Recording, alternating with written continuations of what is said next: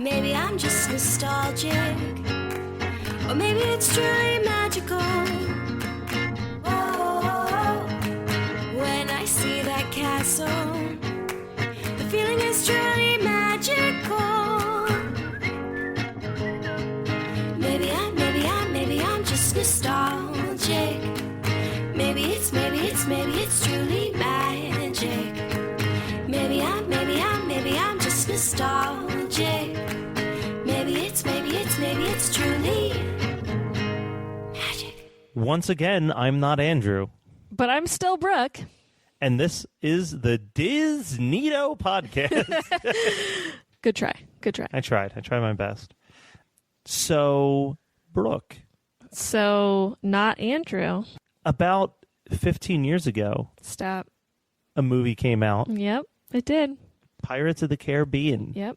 The Curse of the Black Pearl. Is it Caribbean or Caribbean? Caribbean, whatever. I say Caribbean.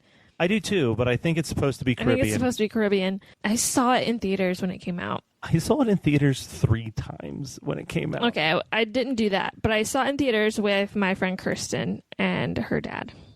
Because I was a little tiny baby. Oh no, you were a teenager. Yeah, I was a teenager. I saw it. Let's see, I would have been in high school. I would have been a junior in high school at that time. What, really? Yeah. I was in middle school. I know you were. I wasn't going to bring it up. Oh, that's awkward. But I was. So this came out at the peak of me being a big Christian kid going to like church all the time. And I remember me and my You friend. like Switchfoot. Yeah. Yeah. Me and my friend Matt saw it. We were in a band together called Matt Squared.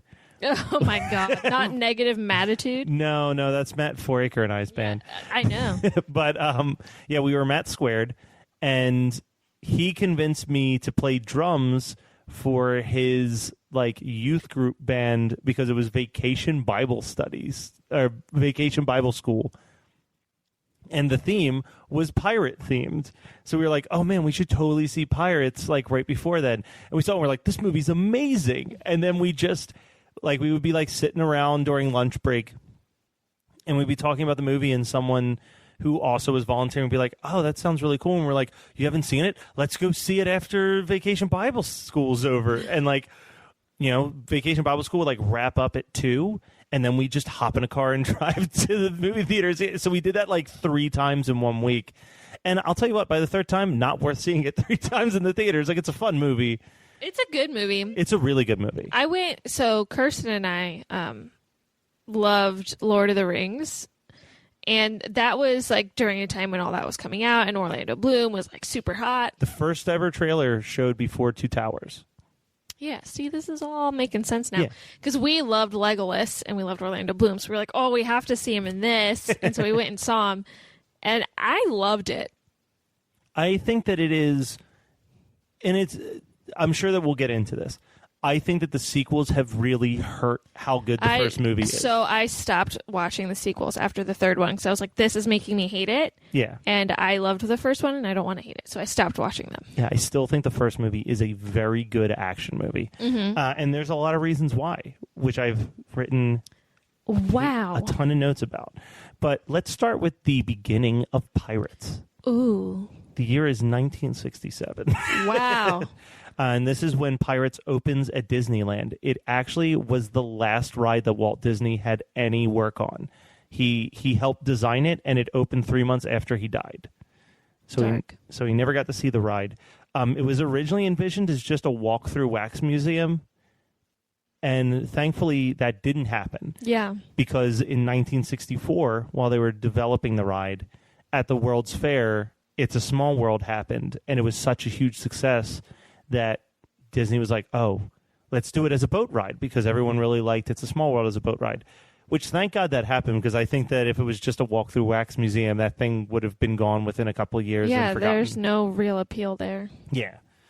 So there's a theory that the ride is actually telling the life of a pirate in reverse because when you start off the ride, you're in this small Louisiana setting and then a skull and crossbones warns you of the pirates. And the first like couple minutes is just complete darkness, and you're just seeing dead dead pirates and skeletons. And there's even my favorite thing is a skeleton steering a boat through a storm and a bunch of stuff like that. But then you go down a waterfall, and now you're in a world of pirates where they're fighting on their boats and they're shooting cannons at each other. And I actually sent you like a 30-second video that showed you like what the ride used to be like. You enter a village and the pirates are taking over and they're harassing people in the town. They're very, very crude to the women.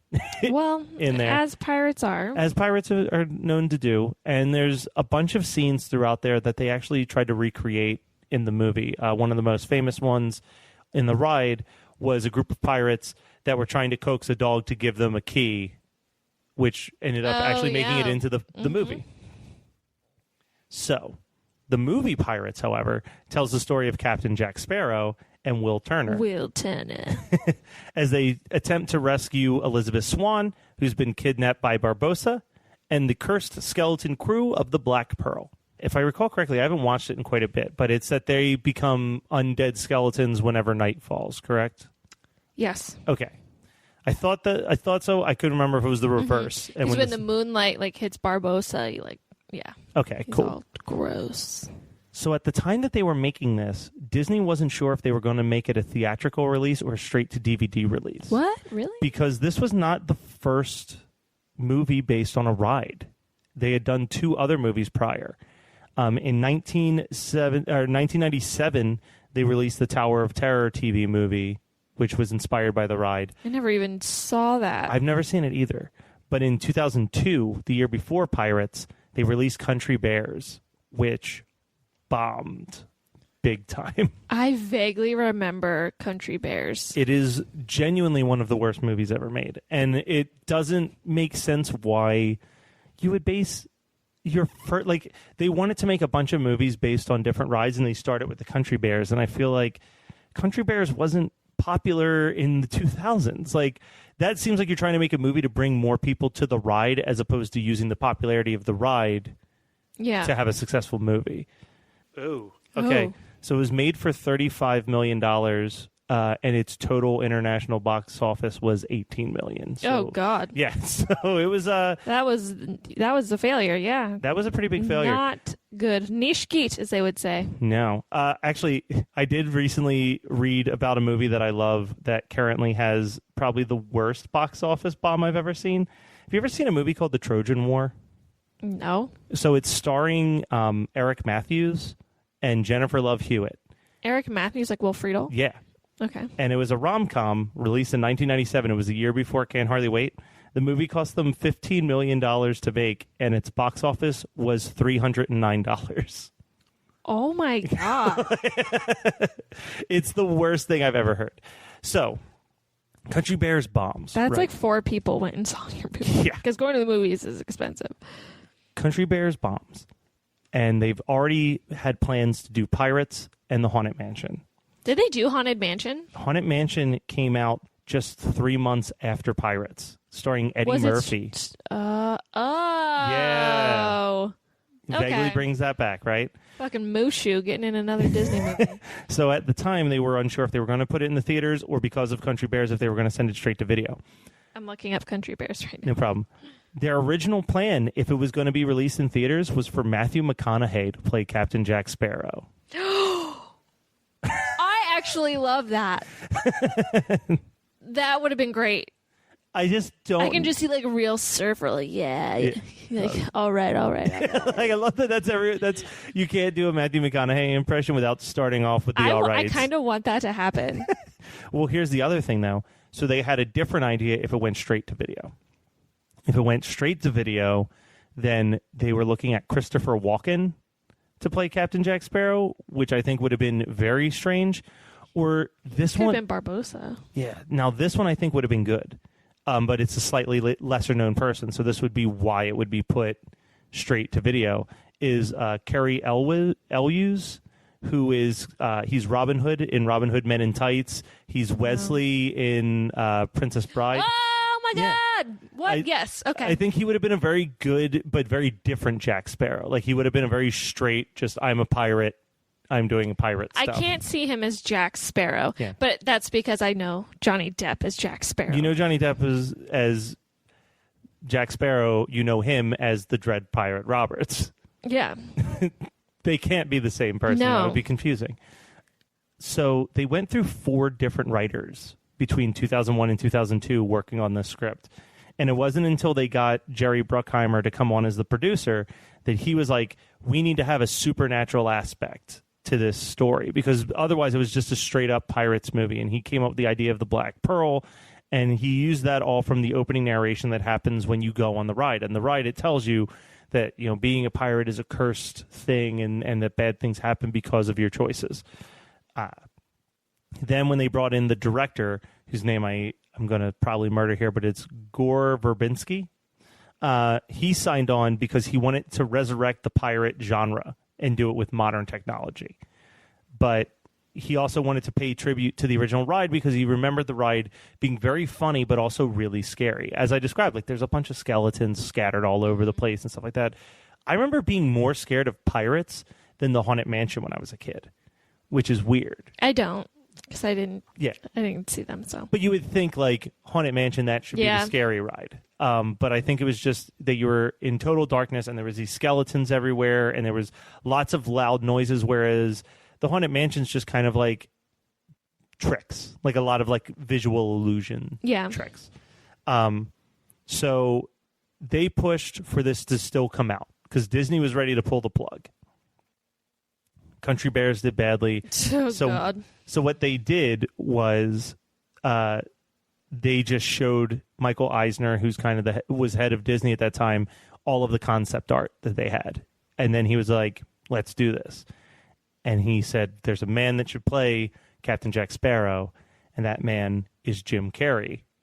Oh. But Jim Carrey was busy making Bruce Almighty, and he couldn't commit. So Bruce Almighty is a very good movie, too.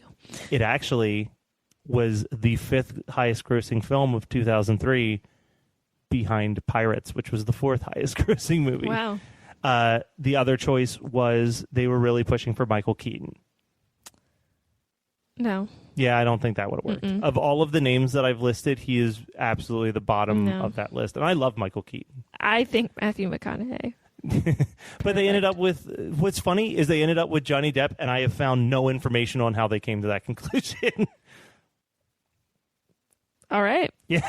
So I mean, it's a good casting. It did wonders for his career. He was just kind of a cult actor until that point.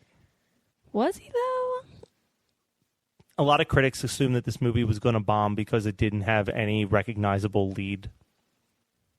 They felt like Johnny Depp. Orlando Bloom. Yeah, but Orlando Bloom, too. It was still like early enough in The Lord of the Rings that I don't think that they were able to gauge how popular he was with the crowd. Very popular. Yeah. Oh, I'm aware. I was in high school during during the rise of Orlando Bloom.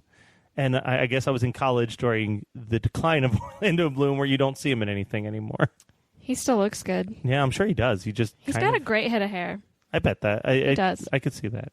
So this is just kind of a fun fact, but I find it interesting, is that the script was heavily influenced by a video game called Monkey Island. And the reason for that is that the writer who ended up being the final writer of Pirates was working on a live-action adaptation of Monkey Island that got canceled. So he had all these ideas just lying around in his head anyway and put them into Pirates. That makes sense. It's resourceful. But what's the extra cool, ironic twist is that the 4th Pirates movie is based on Tim Power's novel On Stranger Tides, which was the inspiration for the Monkey Island video games. So it all came full circle there. This also ended up being the first ever Disney film to be rated PG-13. First one ever? They never had a PG. They had a bunch of G and PG movies, and then I don't know if this counts. I don't think this counts DreamWorks, because not DreamWorks. I forget what they have, like the adult company that did like a couple R-rated comedies. But yes, this was the first Disney-specific PG-13 film. And I can see why. Like, there's some genuinely, like, for a little kid, there's like some stuff that's a little too scary, I think, for like a 7 or 8 year old. Stuff. There's some like womanizing a little bit, I think. Yeah, there's a lot of intense stuff in the movie. It's such a fun movie, though. It is very fun. Really fun. But see, they were afraid about the whole idea of doing a pirate movie because previously the last like big pirate movie was Cutthroat Island, which is considered one of the largest box office bombs of all time. Did it make $309? It made a little bit more than $309. But its budget was much, much bigger. Keep in mind that movie was on a $15 million budget. Cutthroat Island cost them $98 million to make, and it didn't break $10 million. So that's $88 million that was lost on Cutthroat Island, and it effectively killed the pirate genre until Pirates came out. So what are some good pirate movies that isn't Pirates of the Caribbean? Mostly all stuff from like the 30s and 40s. Like it was a very very old. Yeah, it was like old movies like that. I mean, technically, I guess Goonies would fall into a pirate movie. I love the Goonies. I think Goonies is like the last very good successful pirate movie. But what about Hook? I guess Hook would count too. Could that count as a I would pirate count movie? Hook. I like Hook a lot, and I know a lot of people dislike it. Hook. I love Hook. I love Hook. I love Hook. My dad loves Hook. My siblings love Hook. We are a Hook family. I would have to double check, but I'm pretty sure Hook came out in theaters either right around Thanksgiving or right around Christmas. But I remember watching it during the holidays with my family, like when I was off from school and there was snow on the ground, and it was like this perfect like fantasy escape from the winter type movie. Like It's such a good movie. It's a really good movie, and I know a lot of people who trash it. It's the lowest rated Steven Spielberg film in his entire filmography, according to Rotten Tomatoes. Is ridiculous. Yeah, it has like a 23% on Rotten Tomatoes. Wait, it's less than Indiana Jones 4? Yeah. No. Yeah. Are you shitting me? I'm dead serious. That doesn't. Yeah, count. it doesn't make sense. That's bullshit. And Hook, like, I feel like Hook made me a bigger Peter Pan fan than Peter Pan the cartoon ever did. Like, I enjoyed Peter Pan the cartoon, but I liked it a lot more after seeing Hook and then being like, ooh, this is like a sequel to that. I always found Hook to be more imaginative. Yeah. And more kind of engrossing. And just an all-around, like, better movie. Yeah, there's just these moments like, you're doing it, Peter. You're doing it, Peter. I say this all the time to people because it's fucked up and it makes me laugh. But when Maggie's like, Mommy could do it, I do that all the time to people, just kind of like shit on them a little bit. But yeah, critics, as much as the critics liked the movie when they saw it, they said that it's going to flop. And this was because of The Country Bears the previous year, the fact that no one had made a good pirate movie in years, and the fact that Johnny Depp was not an established leading man at the time. But instead, it opened at number 1 and made $46 million in its opening weekend. But he did Edward Scissorhands. Yeah, but That's leading. I mean, he did Edward Scissorhands, but I also think Edward Scissorhands was like much later a popular movie. It didn't do well in the box office. It's fucking weird, dude. It's Tim Burton. It was the first thing he did with Tim Burton. It was fucking weird. It actually ended up being the 4th highest grossing film of 2003 with $654 million that it made that summer. The only movies that beat it were Matrix Reloaded, because obviously Trash. Finding Nemo, and the number 1 movie of that year, Lord of the Rings, Return of the King. Obviously. Yeah, like there was... Obviously. They weren't good. Like, I feel like all 3 of those, they weren't going to beat those movies. Like, you're not going to beat the new Pixar movie. So in 2004, The Notebook came out. I wonder if it would have beaten The Notebook. I think it could have beaten The Notebook. I think it could have. You take that back. I only say that because I was reminded yesterday on Time Hop that The Notebook came out 14 years ago yesterday. So it's fresh on my mind. So the movie was so popular that it launched 4 sequels, 9 video games, 19 books, and at least 3 board games. So the sequels are trash, garbage, trash. I've seen 3 of the 4 sequels, and I can tolerate Dead Man's Chest and whatever the one was in the middle. The On Stranger Tides one was so unwatchable that I was just like, I'm never watching. I just feel like these. they dragged out this story because they wanted more Jack Sparrow. Yeah, well, that's really it. That's what it feels like to me. Because Johnny Depp does do a great job as Jack Sparrow. He really brings so much life. But that was the problem with the later ones, was after part 3, they still kept making them even though Will and Elizabeth weren't in them anymore. Well, yeah, because it's about Jack Sparrow. Yeah, and he's the star of the show. He's a star, but he's not. You know what I mean? Like, he's a sidekick. He's a very funny sidekick. No, so he blew up. He did. No, he was the So what's the word I'm looking for? So let me clarify. I get that he was absolutely the most popular character. He was like the iconic character of the movie. But the problem is that he is still, at the end of the day, a comedic relief character who needs a normal straight character to play off of. Well, yeah, I think that's what they were doing with the first one, but he was so popular they just ran with him. And that's what I mean, and that's where you have an issue because he was the breakout star. Yeah, he needs someone to bounce off of. You can't just let him go out there and be crazy because then it hurts everything else because then nothing seems serious. You know what I mean? Like the first movie, it felt like there was weight and seriousness to everything because while he was funny, everyone else took it very, very seriously. Yeah. And then when you put everything on his shoulders and he doesn't take anything seriously, then it's really hard for you to be like immersed into it the way that you should be. Yeah, I don't know. I feel like they just were really milking him for everything he was worth. And I think Johnny Depp really liked playing the character, so he was all about creating more. Well, you know how much he liked playing the character. Didn't he like walk around Disney or something like that as Jack Sparrow? So the movies were so popular that they completely renovated and remodeled the Pirates rides to insert animatronic Davy Joneses and Jack Sparrows. And doesn't he sometimes like go in there and on April 26, 2017, they removed the first Jack Sparrow animatronic and had Johnny Depp just stand there and just interact with people on the boats as a way to promote the 5th Pirates movie from coming out. Wait, in 2017? 2017. Last year? Last year. When was the last Pirates movie? Last year. What? Oh, it was. Yeah. I do remember that now. There's a reason. So here's the thing. I don't think that movie did very well. Well, yeah, because everyone's tired. Well, the other reason why I don't think it did very well is that this month they reopened the ride in California because they, as we've talked about on the show in the past, they pulled out the woman's auction and replaced it with a women's pirate instead. And when they did that, they also removed all of the Davy Jones stuff and returned it to its original narration from 1967. So I'm thinking that now that those movies are slightly becoming less and less popular, that over the next like 10, 15 years, we might see them slowly taking out references to the movie and making it back to what it used to be. I'm sure there'll still be Jack Sparrows, but obviously you don't have the memories of riding the ride that I do, but I showed you the video. Mm-hmm.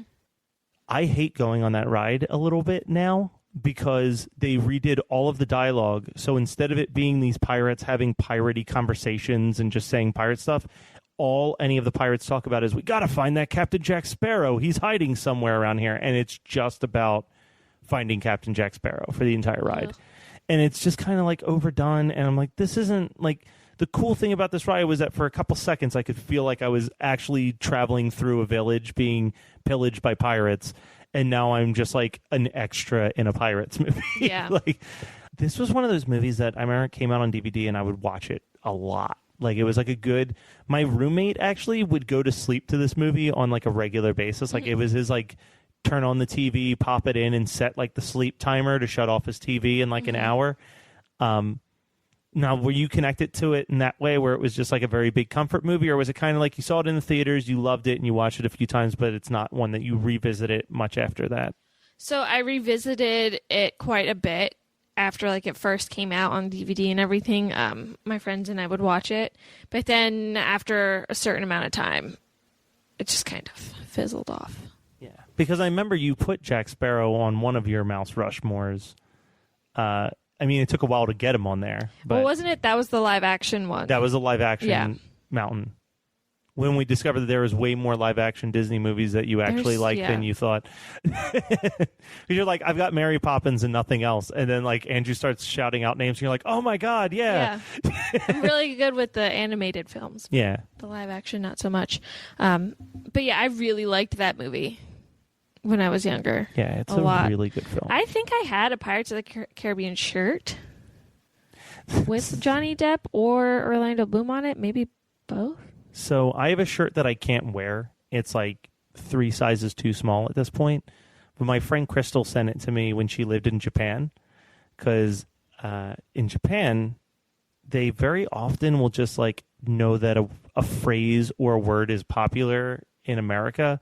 And they'll just put it on a shirt. And they'll just put it on a shirt without knowing the context, which is like, apparently you can find a ton of shirts in Japan that just say like fuck in big letters because they just know that it's like a word that Americans like. Americans love this. So she sent me this shirt one time and she said, like, I'm sorry it's not in your size. It was the only size I could find, but you're the only person that'll appreciate it. And it was just a drawing of a bird that said Jack Sparrow on it.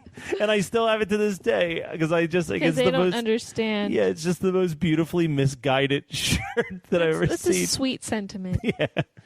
But do you have any other big memories of Pirates? I've given, the history of the making of. I think for me, the biggest connection was going and seeing that with my friend Kirsten. She and I went to different high schools, so our relationship kind of broke off after a certain point, like shortly after that. Yeah. So that was kind of like one of the last things we did together as really close friends. I mean, I still remember going to the movie to see it. We just had a really good time. It was really immersive. Orlando Bloom was super cute. I'm pretty sure it's Orlando Bloom's face on that shirt I was wearing. I remember like wearing it to the barn. I'm pretty sure it's his face. Wearing it to the barn? I rode horses, dude. Oh, duh. Sorry, I was like, that you meant like, there was a big party in the barn and I wore it. What? Dude, come on. Sorry, I forget sometimes that I do the horse thing. You did the horse thing. I just want to check now. I'm curious, how badly did this last one do? I mean, it still killed it. I mean, I feel like there's like there's a diehard following. No, like I mean, like it killed it. It cost $230 million to make, and it made $795 million at the box office. Yeah, I think that makes sense. Yeah, that's like 4 times what it cost to make almost. People eat that shit up. Yeah, I thought for sure. I don't know anybody who saw it. And they're making a 6th one. No! Are they really? Yep. On March 4th, 2017, the director stated that this movie was only the beginning of the final adventure, implying that it would not be the last film of the franchise and that a 6th film will be released. The post-credits show Will Turner and Elizabeth Swann and Davy Jones returning.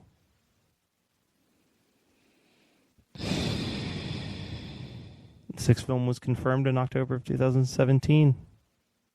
This is too much. Yeah. I think that this is, I mean, now I know you're not a fan of this franchise, but it's kind of how I feel with Star Wars, where it's like, no Star Wars on this podcast. Yeah, no. I wanted those first 3 movies. I didn't need. So glad the, Solo bombed. The 7 other movies that came out. It's like turning into the Fast and the Furious. Yeah, how many Fast and the Furious movies can there possibly be? I mean, they're still making them, and Paul Walker died. They're making down. a 9th one. There shouldn't be 9 Fast and Furious movies.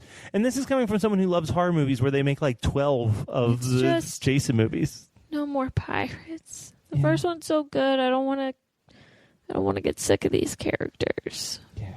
Oh, didn't like Barbossa turn good at one point? Like, what's happening? That's what I mean. They just keep Stop. The first one is a fantastic standalone movie. Oh, it is great. I still love that one. Unfortunately, it's way too long for either one of us to have watched before we did this because it involved us trying to find 2.5 hours of free time. Well, also, I suck at reminding you guys to watch things. Well, I would have watched it. Like, that's not really a problem because I haven't seen it in a good bit, so I wanted to rewatch it. It'd be fun to revisit, I feel. Yeah, but I broke my Apple TV remote, so streaming it was impossible. Yeah. So that sucked. It's kind of my own fault, though. I guess I dropped the remote on the floor, and then Coda got it and chewed on it. So it'll you can still scroll. You just but you can't push down on anything to select it. So that sucks. And then I ordered a new one and accidentally shipped it to my parents' house. So that didn't help me at all. All right. Well, I think that's all we have to say about the about the Pirates movies then. Okay. Unless you have anything else. No, that's really it, I think. All right. Well, next week, do you know what happens? No. You have a conversation with our first ever DisNeato's guest. Brad Pitt! You guys, we interviewed Brad Pitt. It's really exciting. Or a wax sculpture of Brad Pitt, specifically. Yeah, however you want to look at it. But we interviewed Brad Pitt. He's going under the alias. Approximately. Kevin Perger. Wow, I was going to reveal the alias. I thought the look on your face said, Matt, save me, I don't remember this name. I remember his name because I'm pretty sure it's fake. So yeah, we interview Kevin Perger next week about his Defunct Land book coming out about the Magic Kingdom. Mm-hmm. You should tune in. It's really Brad Pitt. It's very exciting to have an A-list celebrity on the podcast so early on. We're doing quite well. And I mean, we're usually not as open about this, but in order to do this, we had to record this interview a little bit earlier than we normally record, so we can categorically tell you it's a really good interview. It was really fun. He's a really fun guy. He is just like this wealth of knowledge. Yeah. Also dry, I guess. Yeah, I was trying to give him a compliment. Well, I was giving him his sense of humor. He's got a very dry sense of humor. He was very... He was a lot funnier than I thought he was going to be. Yeah, I didn't... Brad Pitt. Who knew? Who knew? Yeah, if you watch the defunct videos, he does not let his sense of humor shine through nearly as much in those videos. I think it's more about his knowledge. Yeah. And getting through the subject matter.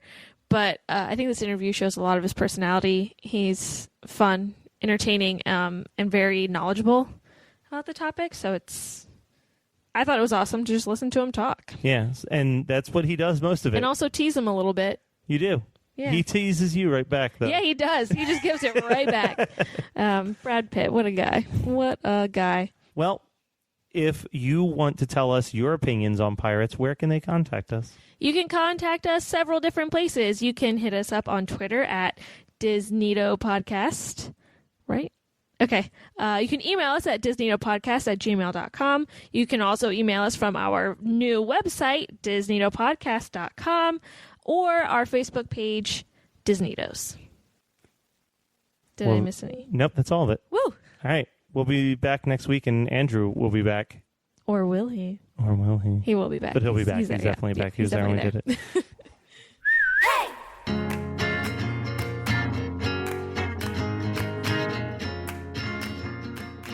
Oh, I can see why you might visit them for 4th of July at this point. Oh, they're coming over this weekend, and they're bringing me my Apple remote.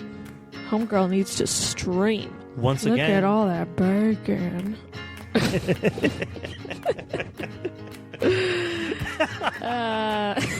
Whoops.